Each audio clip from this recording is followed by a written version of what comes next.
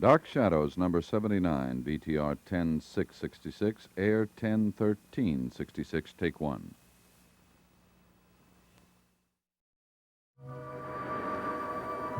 My name is Victoria Winters. Even though the coroner has given an official opinion in the unexplained death of a man, the mystery of that death still creates dissension in our town, and not everyone agrees with the verdict.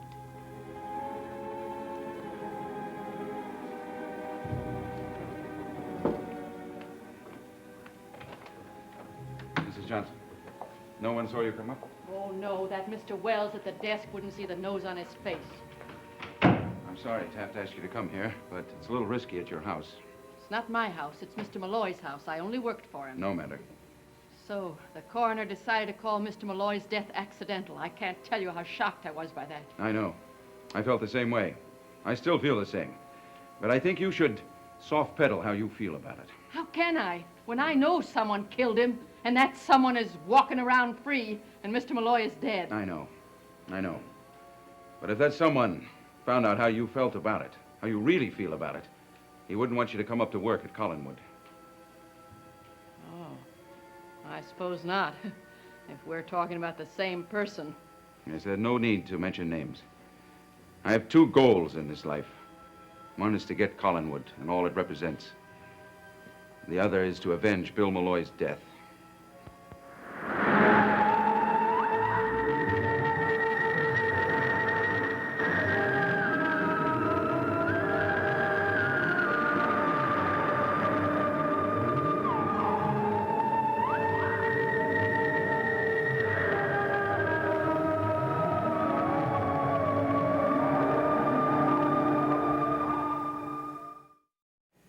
I hope I'll be able to help you with your plans, but you understand, I'm only interested in solving the mystery of Mr. Malloy's death. Well, according to the coroner, there is no mystery. Bill died accidentally. And there's 3 people that know better than that. 3? You, me, and the person who killed him. Very true. Excuse me. Hello? Yes, this is Burke Devlin. Oh, yes. Yes, I'm always glad to hear from you. When was this? Last night. I see. Sure thing. Thanks very much. Right. Well, that's very interesting. Roger Collins brought Victoria Winters to the Blue Whale last night. Is that so unusual? No, not really, but Sam Evans was there with his daughter. It seems that Evans and Collins were arguing about something. What they were quarreling about has to be connected with Bill Malloy's death. So, evidently his death didn't solve their little problems. Mrs. Johnson, how did Mr. Malloy feel about Roger coming back to live at Collinwood? Oh, he was very upset. He had no use for Roger. How did Bill feel about Sam Evans? Well, they were friends, not close friends. But I often heard Mr. Malloy say what a shame it was, the way Sam Evans had let himself go to seed. Did he ever mention anything about why he thought Sam Evans had gone to seed? No, not to me, he didn't. I see. If we could find the answer to that question, it might be the answer to the big one. The big question. Who killed Bill Malloy?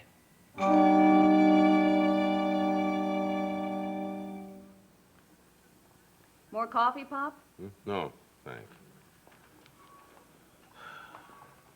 Well, you been busy this morning? Oh, same as usual. Are your customers still talking about Bill Malloy's death? Not so much. The coroner's report seems to have stopped most of it. Now they're back to fishing and football. They forget so easily. Why don't you forget about it, too, Pop? It's not doing you any good to keep thinking about it. I know. You know, I thought once we got that report, your worries would be over. Well, what do you mean by that? What makes you think I was worried about the report? What makes you think No that? reason, but you were. Well, I'm not now. I never really even gave it a thought. Not a thought.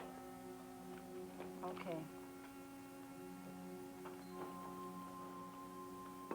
Say, did your meeting with Roger Collins last night in the Blue Whale have anything to do with your being not so nervous? No, of course not. What were the two of you talking about? For a minute, you looked as thick as thieves. Nothing important. Oh, come on now. When Roger came over to our table, he looked like he'd been stung by a bee. You're imagining things. I know what it was. You and Raj robbed a bank, and now you're arguing about how to split the loot. None of your business. Maggie, I didn't mean that. I haven't been myself lately. That's what I've been wondering about, Pop. If you're not yourself, then who are you? What I'm interested in at Collinwood is anything and everything about Roger Collins. Where he goes, who he talks to on the telephone, who comes to see him, things like that. And you think that'll add up to proof that he killed Mr. Malloy? Well, that's what I want to believe. Well, of course, we don't know yet for sure that I'll be hired as a housekeeper at Collinwood. But Carolyn said she was in favor of it, didn't she? Oh, yes, indeed she did. Yeah, but it's Mrs. Stoddard who makes the decisions in that house. Not David or Carolyn or Roger. Now, you mentioned this Victoria Winters. I've heard Mr. Malloy speak about her a couple of times, but I'm not sure what her real connection with the family is. Victoria Winters is an orphan. She was raised in a foundling home in New York. Mysteriously, she was offered a position at Collinwood to tutor David. Well, you say mysteriously, why? Well, I had a private detective check on her background, everything. He didn't come up with anything. Isn't it strange that Elizabeth Stoddard would hire some girl she didn't know anything about? No, not when you think about it.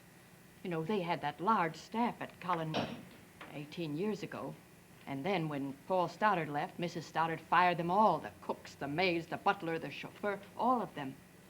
They haven't had anybody else there except old Matthew, the caretaker.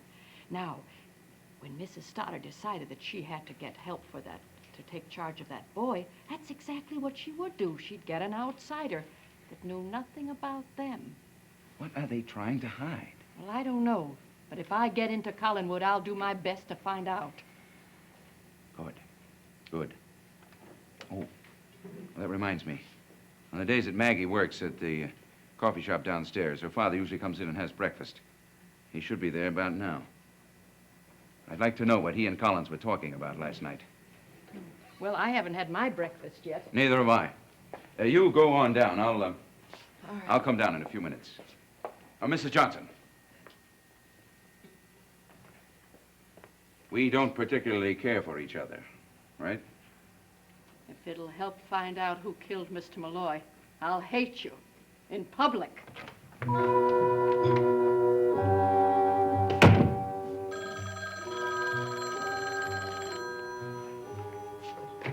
Hello. Oh, hello, Blair. Thanks for calling. I need your help. Yes, I want to be in a position to put up an offer of a mortgage on Collinwood. Yes, on the home and the estate. Now, are you known to either Frank or Richard Garner? They're lawyers for Mrs. Stoddard in Bangor. Good. In that case, if you approached them, they wouldn't be able to connect you with me, would they? Fine. Fine. No, Blair. I just want you to contact them as representing some money people from New York. You know, an interest in providing mortgage money. And that's it. I'm going to see if I can't arrange it so that Mrs. Stoddard or her brother might not suddenly have a need for a large sum of money.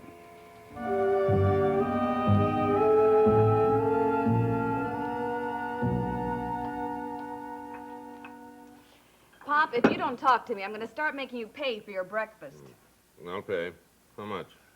I was kidding. Pop, you used to be able to see through my jokes before I even made them. Uh-huh.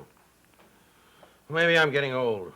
Oh, you're still a young man. It's just that you act childish.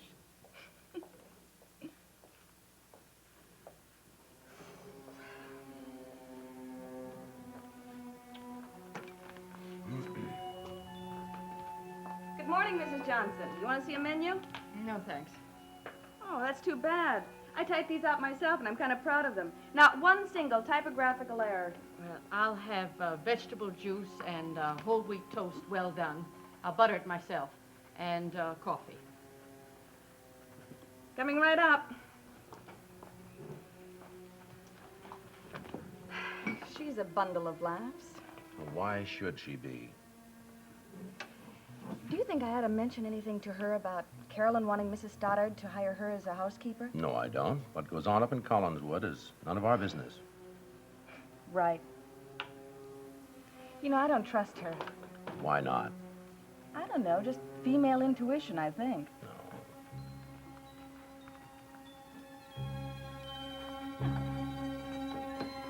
Morning, Maggie. Morning, Burke. Do you want some coffee? Yes, thank you. How are you, Sam? Fine, Burke. You? Couldn't be better. Suppose you're happy about the verdict our coroner arrived at? It was the only possible one. Maybe you're right. But I don't think so. Burke, nobody had anything to do with Bill Malloy's death. Oh, yes. Someone had something to do with it. And that someone is standing right there. Burke Devlin.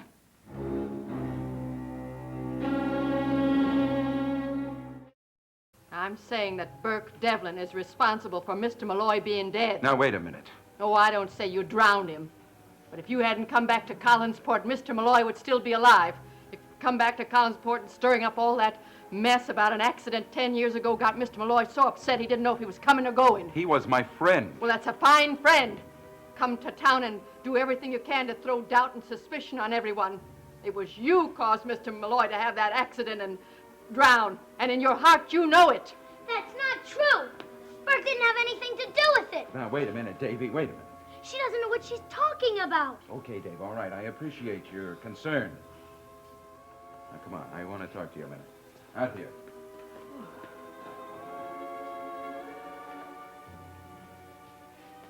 All right. What are you doing here, anyway? She doesn't know what she's talking about. She didn't have anything to do with it. I know that. I know that, and I'm glad you took up for me in there. Now, tell me. What are you doing here? I came and was looking for you. And I was looking for you. Well, what do you want to talk about, Davy? There's something wrong. She doesn't know what she's talking about. I'm sick. The way everybody's blaming you for everything. That's just the way they treat me, too. Well, we'll just have to take it, Davy, okay? I'd like to kill them all. Oh, now, come on. That would be a pretty drastic solution, don't you think? Now, please, tell me, why did you come into town? You think to maybe... talk to you. Maybe we'd better... Privately. Maybe we'd better go upstairs in my room if it's private, okay? That's what I meant. Okay. Mrs. Johnson, did you really mean that when you said that Burke was responsible for Bill Malloy's death? Well, not directly. But until Burke Devlin came to town, Mr. Malloy was a different man. Till Burke showed on the scene and began digging into all that past history. But Bill Malloy wasn't involved in any of that. It distressed Mrs. Stoddard, and that was enough to make Mr. Malloy involved. And he was determined to stop Burke.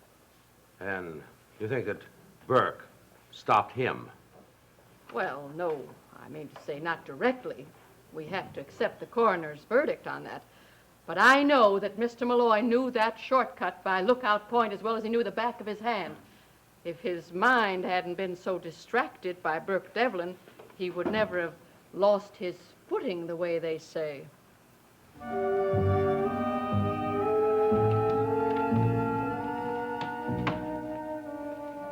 Davy.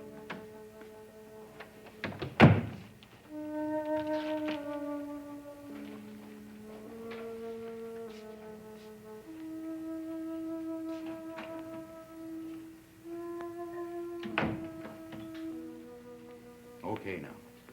Now, what's on your mind? Is it true? Is it true you want to take Collingwood and everything away from my Aunt Elizabeth? Who on earth told you that? That's what she said. She said that you wanted to get it in any way you could. And I mustn't see you again. Did she say I offered to buy it? Did she say that, Davy? All she said was I could never see you again because you wanted to get it in any way you could. Ah, Davy. Come here. Come here. Sit down with me, will you? You remember the last time you were here? Huh? Well, you suggested that I buy it then. Remember? So that we could have fun up there, all right? Remember? And she thinks you were doing it just to be mean. I couldn't be mean to you, my friend. Just the way I couldn't be mean to you. Exactly.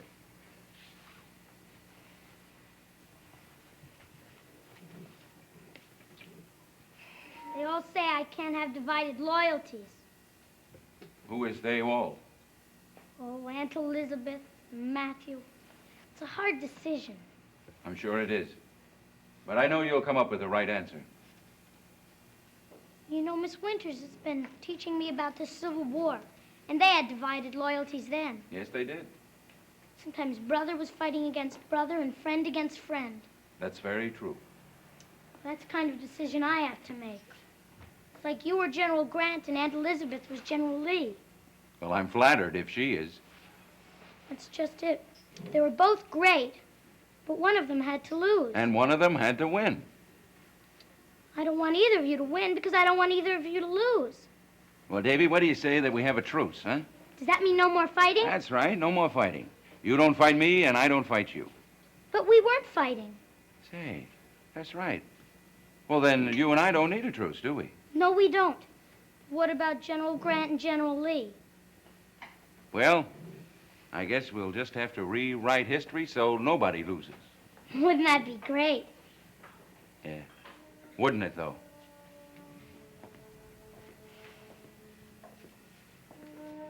I expect when I get home, if they find out I've been here, they'll beat me. I hope not. I expect they will. They do it all the time. It'll be even worse if they hire that old Mrs. Johnson to be my jailer. Mrs. Johnson, she's a good old soul, Davy. Oh, well, it doesn't matter anyway. Davy, come here a minute. Come here. I want to talk to you about her. About Mrs. Johnson. So you really shouldn't resent what you heard Mrs. Johnson saying in the restaurant. She didn't mean a word of it. It sure sounded like she did. She's very upset, David, about Mr. Malloy. I liked him too, but I don't go around blaming people for things they never did. Well, I guess she acts that way because, well, suddenly she's got nothing to care about in this world. Nothing to look forward to. But maybe she has. My Aunt Elizabeth was thinking about hiring her as a housekeeper. Was she? Yeah, and I thought it was just going to be one more person to watch me. You see, Davy? You don't think things through, you know? Now, that's a big house. Your Aunt Elizabeth needs someone else to take care of it, not to watch you. I guess I was all wrong about her. Maybe I should apologize. It takes a man to admit that he's been wrong. Carolyn apologized to me for something yesterday. Only she wasn't wrong. She was right. She said I stole something of yours, but I didn't really steal it. I just borrowed it to look at. What was that? That picture of you. Oh, that picture. Now, how could you have stolen that when it's been here all the time? Huh? Yeah, well, it wouldn't be stealing it because, well, it belongs to you anyway. I meant for you to have it.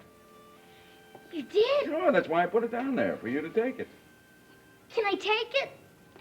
Listen, you don't have to ask for something when it's already yours.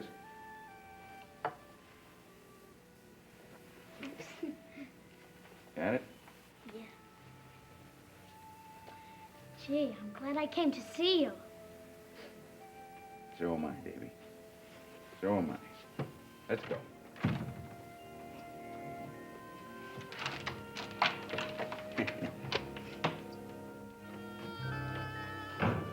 You're absolutely right, Sam. I think it's Burke Devlin's nature to pry around and upset people. Maybe Burke was upset, too. We'll have to learn to forget. Live and let live. That's exactly what I say. I'd like another piece of this toast. Hey, you like my cooking? But I'll have it over at this table here. I'm just not built for these stools.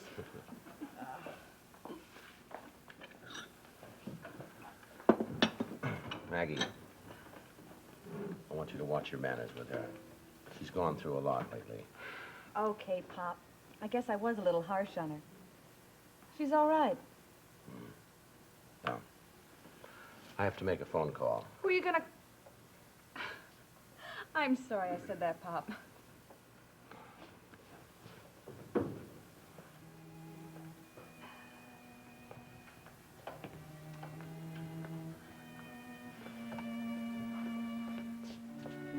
Johnson. I want to apologize for the way I acted. Well, that's perfectly all right, David. I wish you accept in the spirit in which it was tendered. I do. And perhaps I was harsh about Mr. Devlin. You mean you apologize? I suppose so. Burke, she apologized to you. Well, that's fine. Thank you. Well, this calls for a little celebration. Yes, sir. The drinks are on me. Hot chocolate, Davy? Yeah, it's great.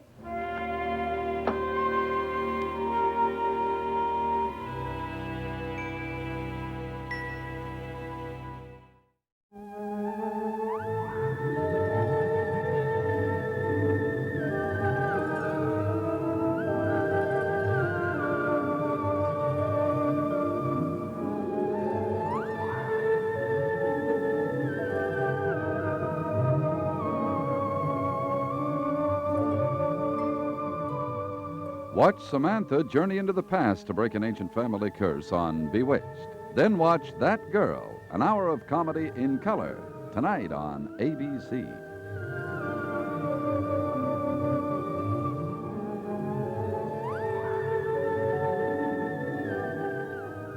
Dark Shadows is a Dan Curtis production.